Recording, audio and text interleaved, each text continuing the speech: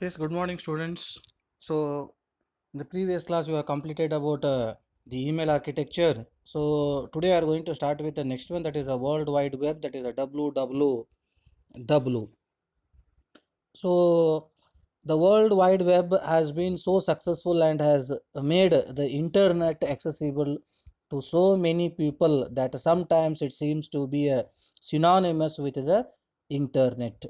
One helpful way to think of the web is a set of cooperating clients and servers. As you know that a huge number of clients and servers are there.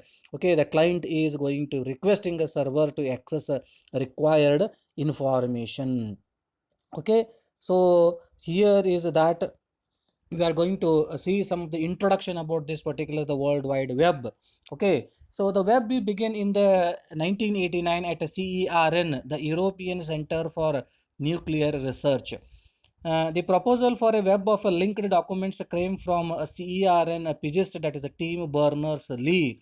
The first textbook prototype was operational 18 months later. Okay, a public demonstration given at the hypertext, that is a 91 conference, caught the attention of other researchers also. Okay, which led that Mark Anderson at the University of Illinois to develop the first graphical browser. It was called as a Mosaic and released in the year February 1993. Okay, so uh, the next 3 years, okay, Anderson Company, Netscape Communications Corporations, and Microsoft Internet Explorer engaged in a browser war. Okay, each one trying to capture a large scale of the new market by adding the more features than the other one. In the year 1994, CERN and MIT signed an agreement setting up the W3C, that is a worldwide consortium. Okay, an organization devoted to further developing the web. At that time, Lee became the director. Okay, the next one we are going to see the architecture overview uh, of the World Wide Web. Is it clear? So we are going to see about this, that is from the user's point of view. Okay, from the user point of view, the web is consist of a vast worldwide collection of the content in the form of web pages. It is nothing but it is a huge collection of these particular web pages are there, or simply even we are going to be call it as a the pages. Is it clear? So these pages are generally viewed with a program called as a browser, as I've already told about that. Is it clear? So there are different types of the browsers are available in the market. So you can use any one of the browser to view these particular web pages. Either it may be the Firefox, Internet Explorer, Google Chrome is there. Is it clear? So there are n number of the browsers are going to be available in the market. Okay, Netscape is there. The content itself may be a mix of the text, images, and the formatting commands in the manner of a traditional document, or other the content such as the video or the program that produces a graphical interface with users can interact. Is it clear? Now how you are going to access the particular the web pages, how you are going to fetch the web pages, here we are going to see an example. So you are going to do the two things. One is that is the response protocol for fetching the pages. Okay, it is a simple text based protocol that runs over the TCP, is going to call it as a HTTP, hypertext transfer protocol. The page is a static page, either the page is a dynamic. Okay, if it is a static page, so it is a document that is the same every time when it is going to be displayed in a browser. So if it is a dynamic page, so the dynamic page may present itself differently each time when it is going to be the displayed. Is it clear? So in the web browser, what you are going to do, you are going to type the URL. Okay, and then you are going to get the address of that particular domain, then you are going to sending the HTTP request. Okay, and if server is going to accept your request, then it's going to send a HTTP response. Okay, then you are going to fetch the pages whatever you want, and then you are going to get the information. The information is going to be displayed in a web browser. Okay, now you are going to see the working process, how exactly it is going to work. So let's begin with the client side working process. Okay, now the client side working process. Now let us now examine the web browser side in a more detail. What do you mean by the browser? What do you mean by the browser? Browser is nothing but it is also one of the program that can display the web pages. Is it clear? Browser is nothing but it is also one of the program so that can display the web pages which are designed with the help of the HTML, that is a hypertext markup language. Is it clear? So now when an item is going to be selected, the browser follows the hyperlink and fetches the page selected. Okay, each page is going to be assigned a URL, that is nothing but a uniform resource locator. In the browser, whenever that particular web pages is going to be displayed, okay, number of items are there. When you are going to be selecting on a particular item, okay, so it immediately it is going to follow the hyperlink. Okay, the link which is attached, immediately it is going to follow the hyperlink and fetches the pages the selected. So each page which you wanted to fetch is going to be assigned in a URL. So that is what you are going to call as a uniform resource locator. Okay, so URL consists of three parts here. URL consists of three parts. First one is a protocol that is going to be representing which protocol is going to use. Here you are going to using a HTTP, hypertext transfer protocol is going to be used. Then the DNS name of the host is going to be used. Say for example here used www.cs.washington.edu, and the path name we are going to use here example, that is index.html. so in completely we are going to say that http colon, then you are going to put a two forward slashes www.cs.washington.edu/index.html. Is it clear? So the protocol is of HTTP. You are accessing the information from this particular domain cs.washington.edu, and then you are accessing a web page called as a index.html is the web page which you wanted to access.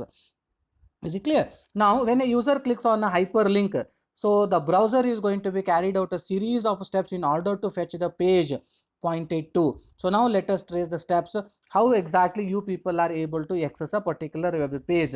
So here we are going to take one simple example. Is it clear? Now you are going to use a browser. In the browser you are going to type the URL. Is it clear? So now the browser is going to determine the URL by seeing what was selected. Is it clear? Now what is the next job of the browser? The browser asks the DNS for that, the IP address of the URL what you have been typed. Say for example here is a one, the domain they have given www.cs.washington.edu. Is it clear? So if you want to connect to this particular the domain, okay, which you have been typed in the URL, you should get the IP address. So that's why what the browser is going to do, now the browser asks the DNS for the IP address of this particular server.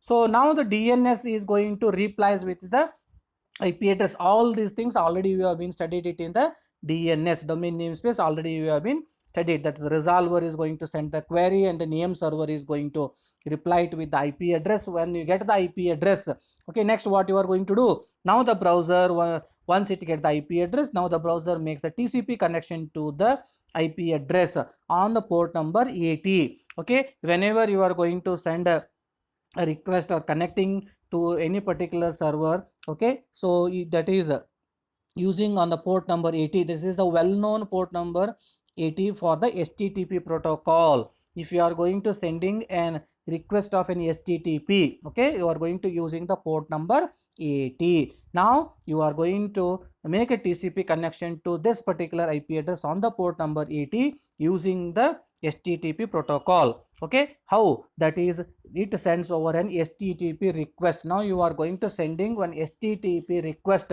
okay, asking for that particular page, that is the index.html. Now you wanted to use that page index.html. So for that now you are going to sending a HTTP request.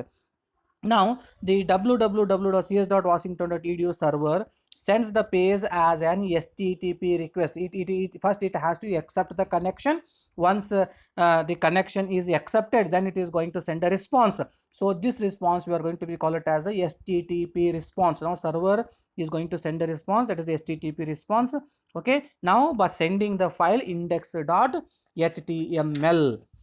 Okay, now if the page includes, okay, if the page includes the URL that are needed for the display, the browser fetches the other URLs using the same process. In this case, the URL includes multiple embedded images also fetched from www.cs.washington.edu or an embedded video from youtube.com, etc.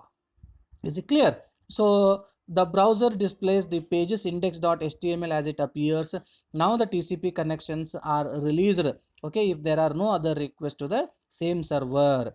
Is it clear? Once your communication is over, now you are going to close the connection or tear down the connection with the server. Now you are going to see some of the common URL schemes. Okay, what are the common URL schemes are going to be available? So say for example, the common URL schemes which is going to be available and what is used for. First one name is HTTP. Okay, the URL what you are going to type using the protocol HTTP, it is hypertext. Okay, it is used for the hypertext HTML.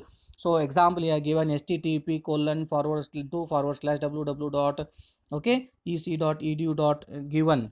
And the next one is the https is there, that is used for security, hypertext with the security, hypertext transport protocol with a security.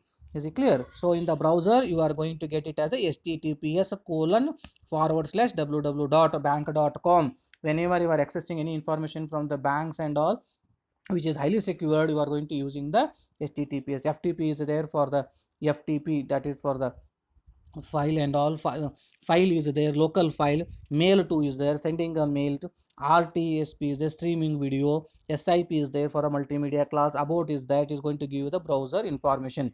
So you people, you just see all these names are going to be appear in the URL schemes. You just open your browser, okay, you just existing a file on your system, any file which is present in your computer, you just double click on that. Okay, so any particular web pages or whatever it may be which is been stored in your system, you just see that how it is going to be displayed in the browser. Okay, so when you are connecting to the internet, http, sts, all these types of the names, you people are going to be seeing it into the browser. So these are all some of the common URL schemes. Is it clear? So most of the times when you are accessing your web pages, we are going for http and another one is the https.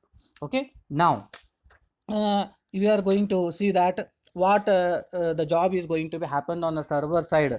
Okay, whenever a request is going to be sent by the client. Is it clear? Whenever the client is going to be sending the request, server is now going to accept the client request and then it is going to process it and send the required page to the client. So this is the job done by the server. Client is going to send a request, that is http request. Okay, if a server is ready, if it is going to accept it, then it is going to process it and then it is going to send a required page to the client. A simple web server is similar to the server. That server is given the names of a file to look up and return via the network. In both the cases, steps that the server perform in its main loops are, what are the steps performed on the server side? Okay, just see that the server side, what are the steps are going to be performed. It is going to accept a TCP connection from a client.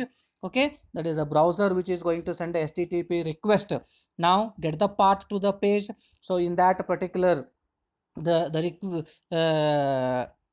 the request which is sent by that, it is going to given the which the page which it wanted to access. Now get the path, okay, where it has been stored, okay, which is the name of the file requested by the client.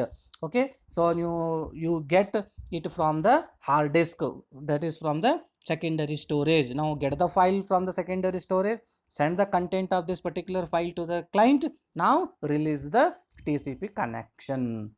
Okay, so this is here the thing which is going to be done it on the server side. Okay, now if we are going to see uh, some of the things about the HTTP. Is it clear? So the next one we'll stop it here, and the next we are going to see about a HTTP, that is a hypertext transfer protocol. So this is how you people are going to able to access that a particular the web page. Okay, so now you have studied the process which is going to be run it on the client side and the process which is going to be done on the server side. Now you know about that, what you mean by the URL. So what are the three parts of that a particular URL? Okay, so every details you have been studied in this particular the topic. Okay, thank you very much.